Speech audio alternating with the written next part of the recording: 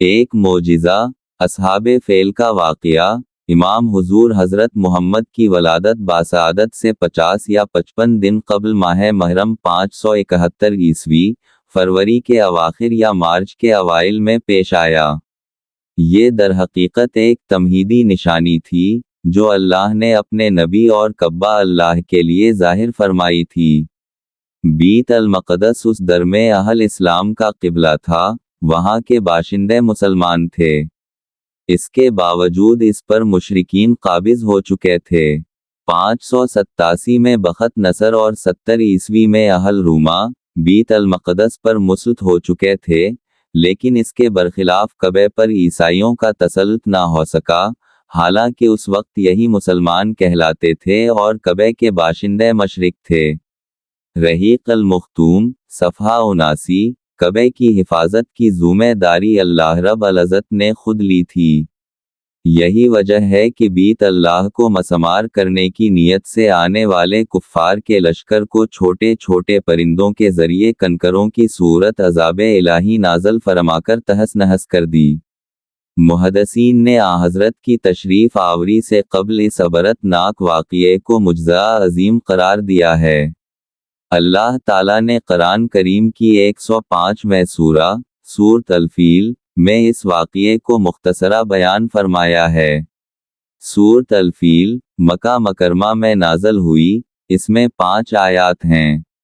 ہم یہاں معروف محدثین کی شہرہ آفاق کتب سے استفادہ کرتے ہوئے اس واقعے کا خلاصہ ویڈیو میں پیش کرنے کی سعادت حاصل کر رہے ہیں۔ یمن پر ابرہہ کا قبضہ۔ یہ 525 عیسوی کی بات ہے کہ جب ملک یمن پر یہودی فرما روا زومواس حکمران تھا۔ علامہ انکاف سے یہ رے نے اسے مشرق لکھا ہے۔ یہ شخص نصرانیوں سے بڑی نفرت کرتا تھا۔ محدثین لکھتے ہیں کہ اس شخص نے یمن کے شہر نجران سے ایک طویل خندق کھودوا کر اسے آگ سے بھر دی اور تمام نصرانیوں کو زندہ خندق میں ڈال کر جلا دیا، جن کی تعداد 20,000 کے قریب تھی۔ مسیحیوں کے خون کا بدلہ لینے کے لیے حبشہ کی عیسائی سلطنت نے قسطنطنی کی رومی حکومت کے ساتھ مل کر یمن پر حملہ کر دی۔ اس لڑائی کے لیے رومیوں نے بحری بیڑا فراہم کیا، جبکہ ملک حبشہ کی 70,000 فوج یمن کے ساحل پر اتر کر یمن پر قابض ہو گئی۔ مصر و شام پر قابض رومی سلطنت کی کوشش یہ تھی کہ مشرقی افریقہ سے ہندوستان، انڈونیشیا اور مشرق کے ان تمام دور دراز کے علاقوں سے جن کی تجارت پر عرصہ دراز سے عرب قابض تھے، عربوں کو نکال کر وہاں اپنا مکمل غلبہ حاصل کر لیں۔ اسی مقصد کے تحت رومیوں نے حبشہ کی عیسائی حکومت سے گٹھ جوڑ کیا اور بحری بیڑے سے اس کی مدد کر کے اسے یمن پر قابض کرو دی۔ حافظ ابن کثیر لکھتے ہیں کہ یمن پر حملہ 2 کمانداروں کی زیر قیادت کیا گیا تھا، جن میں سے ایک کا نام ابرہہ اور دوسرے کا آریات تھا، لیکن پھر یہ دونوں آپس میں لڑ پڑے۔ مقابلے میں آریات مارا گیا اور ابرہہ ملک پر قابض ہو گیا۔ اس کے بعد اس نے شاہ حبشہ کو اس بات پر راضی کر لی کہ وہ اسے یمن میں اپنا نائب مقرر کر دے۔ یہ شخص رفتہ رفتہ یمن کا خود مختار بادشاہ بن گیا، مگر اس نے شاہ حبشہ کی برائے نام بالادستی تسلیم کر رکھی تھی اور خود کو مفوض الملک یعنی نائب شاہ لکھتا تھا۔ حج کے لیے کلیسا کی تعمیر۔ ابرہہ کو خانہ کعبہ میں ہونے والے حج سے عداوت تھی، چنانچہ اس نے یمن کے شہر صنعا میں سونے، چاندی اور جواہرات سے مرصع ایک عظیم الشان کلیسا بنوایا۔ یہ اس وقت دنیا کی سب سے خوبصورت اور حسین عمارت تھی۔ ابرہہ نے لوگوں کو زبردستی مجبور کیا کہ وہ خانہ کعبہ جانے کے بجائے اس کلیسا میں عبادت کریں۔ عربوں کو جب ابرہہ کی اس ناپاک جسارت کی اطلاع ملی تو ان میں غم و غصے کی لہر دوڑ گئی۔ بنو کنانہ کے ایک شخص نے رات کی تاریکی میں کلیسا کے اندر جا کر اس کی دیواروں اور عبادت کی جگہ پر نجاست مل دی۔ ابرہہ کو جب صبح اس کا علم ہوا تو وہ غصے سے پاگل ہو گیا اور اس نے خانہ کعبہ کو ڈھانے کا فیصلہ کر لی۔ ابرہہ نے بادشاہ نجاشی سے اجازت مانگی، اس نے اپنے خاص اور کوہ پیکر ہاتھی محمود سمیت 8 دیگر طاقتور ترین ہاتھیوں کو ابرہہ کے پاس بھیج دیا۔ مقصد یہ تھا کہ بیت اللہ کے ستونوں میں لوہے کی مضبوط اور طویل زنجیریں باندھ کر ان زنجیروں کو ہاتھیوں کے گلے میں باندھ دیں اور انہیں ہنکا دیں، تو سارا بیت اللہ فوراً زمین پر آ رہے گا۔ مکہ مکرمہ کی جانب پیش قدمی، ابرہہ 60,000 فوج کے ایک بہت بڑے لشکر کے ساتھ بیت اللہ شریف کی جانب روانہ ہوا۔ فوجی لشکر کے آگے 9 یا 12 قوی ہیکل ہاتھیوں کا ریور تھا، جس پر ماہر ترین تیر انداز سوار تھے۔ درمیان میں شاہ نجاشی کے خاص ہاتھی محمود پر ابرہہ غرور واؤ تکبر سے سرشار، ریشم واؤ کم خواب کے گدوں پر براجمان اللہ کے گھر کو ڈھانے کے لیے نکلا۔ اہل عرب نے ایک جنگو ذونفر کی قیادت میں ابرہہ کے خلاف مزاحمت کی، لیکن اللہ تعالیٰ نے اپنے گھر کی خود حفاظت فرما کر رہتی دنیا تک کے لیے باطل قوتوں کو پیغام دینا تھا، چنانچہ اہل عرب ناکام ہوئے اور ذونفر کو قید کر لی گیا۔ راستے میں قبیلہ خثم کے مقام پر قبیلے کا سردار نفیل بن حبیب اپنے قبیلے کو لے کر مقابلے پر آیا، مگر وہ بھی شکست کھا کر گرفتار ہو گیا۔ کفار کا یہ ٹڈی دل طائف کے قریب پہنچا تو طائف کے رہائشی قبیلے ثقیف کے لوگوں نے اس فوج سے مقابلہ نہ کرنے کا فیصلہ کیا۔ گرد و غبار کا یہ طوفان نہایت تیز رفتاری کے ساتھ مکہ مکرمہ کی جانب بڑھ رہا تھا۔ بیت اللہ شریف سے 8 کلومیٹر دور مزدلفہ اور منی کے درمیان وادہ محصر پہنچ کر ابرہہ نے پڑاؤ ڈالنے کا اعلان کر دی۔ وادہ محصر میں خیموں کا شہر آباد ہو گیا۔ ایک وسیع و عریض خیمے میں ابرہہ کا شاہی تخت بچھا دیا گیا۔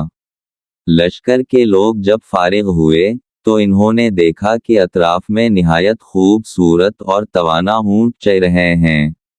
یہ قریش مکہ کے اونٹ تھے۔ ان لوگوں نے تمام اونٹ اپنے قبضے میں لے لیے۔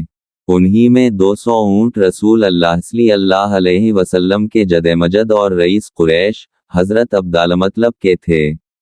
حضرت عبدالمطلب ابرہہ کے خیمے میں، ابرہہ نے اپنے ایک سفیر حناطہ کو مکہ مکرمہ میں قریش کے سرداروں کے پاس بھیجا۔ حناطہ نے مکہ میں لوگوں سے سرداروں کے بارے میں دریافت کیا تو سب نے حضرت عبدالمطلب کا پتہ دیا۔ حناطہ حضرت عبدالمطلب سے ملا اور انہیں ابرہہ کا پیغام دیا کہ ہم یہاں جنگ کرنے نہیں آئے، ہمارا مقصد خانہ کعبہ کو ڈھانا ہے۔ اگر تم نے اس میں رکاوٹ نہیں ڈالی تو ہم تمہیں کوئی نقصان نہیں پہنچائیں گے۔ ان اسحاق لکھتے ہیں کہ حضرت عبدالمطلب نے جواب دیا کہ ہم ابرہہ سے جنگ کرنے کی طاقت نہیں رکھتے، لیکن یہ گھر اللہ کا ہے اور اگر وہ اللہ سے جنگ کرنا چاہتا ہے تو کر کے دیکھ لے کہ پھر اللہ اس کے ساتھ کیا معاملہ کرتا ہے۔ حناطہ حضرت عبدالمطلب کو ابرہہ سے ملانے اپنے ساتھ لے گیا۔ ابرہہ ان کے قوی ڈیل ڈول اور وجیہ و روبدار شخصیت سے بڑا مرعوب ہوا، تخت سے نیچے اتر کر ان کا استقبال کیا۔ انہیں اپنے ساتھ بٹھایا اور اپنے ترجمان سے کہا کہ ان سے پوچھو یہ کیا چاہتے ہیں۔ حضرت عبدالمطلب نے کہا کہ میں صرف یہ چاہتا ہوں کہ تمہارے فوجیوں نے میرے جو اونٹ اپنے قبضے میں لے لیے ہیں انہیں چھوڑ دیں۔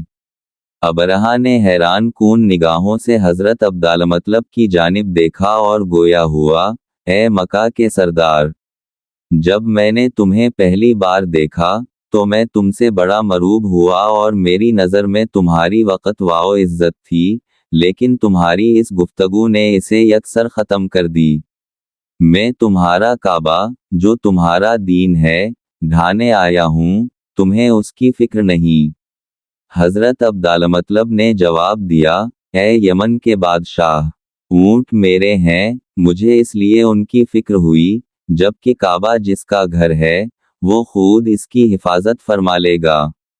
ابرہہ نے بڑے تکبر کے ساتھ کہا، اے رئیس مکہ، آج تمہارا خدا اپنے گھر کو ابرہہ کے ہاتھوں سے نہیں بچا سکتا۔ चुनाचा उसने फौरी तौर पर कबे की जानिब कोच का हुक्म दे दिया। हजरत अब्दाला मतलब उसके खेमे से निकलकर फौरी तौर पर खाना काबा तशरीफ लाए, जहां सब कबीलों के सरदार जुमा थे। हजरत अब्दाला मतलब ने उन सरदारों के साथ बीत अल्लाह की चौखट पकड़कर गिरिया वाओ जारी के साथ दुआएं की। मुशरिकीन का ये मामूल था कि हर मुसीबत के वक्त वो बीत अल्लाह में रखे 360 बूतों को बोलकर हजरत इब्राहीम के अल्लाह ही को पुकारते और उसी से मांगते थे, और फिर मेहरबान रब उनकी दुआएं कबूल फरमाता और उनकी हाजात पूरी फरमा देता। हजरत अब्दाला मतलब को यकीन था कि इस मर्तबा भी अल्लाह ताला इन मुशरिकीन से अपने घर की हिफाजत फरमाएगा। रब काबा के हुजूर गिरिया वजारी के बाद हजरत अब्दाला मतलब अपनी कौम को साथ लेकर मक्का के मुख्तलिफ पहाड़ों पर चढ़ गए। अबरहा के हाथी का उठने से इनकार। अबरहा मक्के की जानिब कोच का हुक्म दे चुका था। सुबह हुई तो अबरहा के लिए खास हाथी महमूद को खुसूसी तौर पर आरास्ता किया गया। उसी असना में नफील बिन हबीब, जन्हें रास्ते से अबरहा ने गिरफ्तार किया था, ये उगे बढ़े और हाथी महमूद का कान पकड़कर सरगोशी में कहा, ए महमूद, त जहां से आया है वहीं सही सालिम लौट जा, क्योंकि त अल्लाह के बलदालामीन यानी महफूज शहर में है। ये कहकर इसका कान छोड़ दिया। हाथी ये सुनते ही अपनी जगह फैलकर बैठ गया। हाथी बानों ने उसको उठाने के लाख जतन कर डाले, मगर वो टस से मस ना हुआ। उसे बड़े बड़े आहनी तीरों से मारा गया, उसकी नाक में लोहे का आंकड़ा डालकर अजियत पहुंचाई, लेकिन वो फिर भी खड़ा ना हुआ। लोगों ने इसका रुख यमन की जानिब मोड़ा तो फौरन खड़ा हो गया। हाथी बानों ने उसे मलके शाम की जानिब चलाना चाहा तो चलने लगा। हाथी को तीनों अतराफ से चलाया तो वो चलने लगा, लेकिन जैसे ही इसका रुख मक्का मकरमा की जानिब किया, वो फिर बैठ गया। परिंदों का गौल। अभी ये परेशानी खत्म भी ना हुई थी कि अबरहा की फौज को समंदर की जानिब से आने वाले बेशुमार परिंदों ने घेर लिया, जिनकी चोंचों और दोनों पंजों में चुने या मसूर की दाल के बराबर 3 कनकरियां थीं। वाक़दी की रिवायत में है कि ये परिंदे अजीब तरह के थे, जो उससे पहले कभी नहीं देखे गए। ये कबूतर से छोटे थे, उनके पंजे सुर्ख थे। परिंदों ने ये कंकरियां अबरहा की फौज पर बरसा दीं। एक एक कंकर ने वो काम किया जो रेवालूर की गोली भी नहीं कर सकती थी कि कंकर जिस पर पड़ता, उसके बदन को छींटता हवा जमीन में घुस जाता। ये अजाब देखकर सब हाथी भाग खड़े हुए। लश्कर के सब लोग इस मौके पर हलाक नहीं हुए, बल्कि अतराफ के मुख्तलिफ रास्तों में भागते हुए मरमरकर गिरते चले गए। अबरहा को चूंकि सख्त सजा देना मकसूद थी, तो ये फौरन हलाक नहीं हुआ, बल्कि जिस्म का एक एक जोड़ गल सड़कर गिरने लगा और उसे उसी हाल में वापस यमन लाया गया। यहाँ तक कि दारुल हुकूमत सना पहुंचकर इसका सारा बदन टुकड़े टुकड़े होकर बह गया। अबरहा के हाथी महमूद के साथ 2 हाथी बान वहीं मक्का मकरमा में रह गए, मगर इस तरह के दोनों अंधे और अपाहुचा थे। मोहम्मद बिन इसहाक ने हजरत आयशा से रिवायत की है कि इन्होंने फरमाया कि मैंने दोनों को इस हालत में देखा है कि वो अंधे और अपाहुचा थे। हजरत अईन अलिफ या हमजा शीन हे की बहन हजरत अस्मा ने फरमाया कि मैंने दोनों अपाहुचा और अंधों को भीख मांगते हुए देखा है। असहाबे फेल के इस अजीब वाओ गरीब वाक़ये ने पूरे अरब के दिलों में कुरैश की अजमत बढ़ा दी और सब मानने लगे कि ये अल्लाह वाले लोग हैं, जिनके दुश्मनों को अल्लाह ताला ने हलाक कर दी।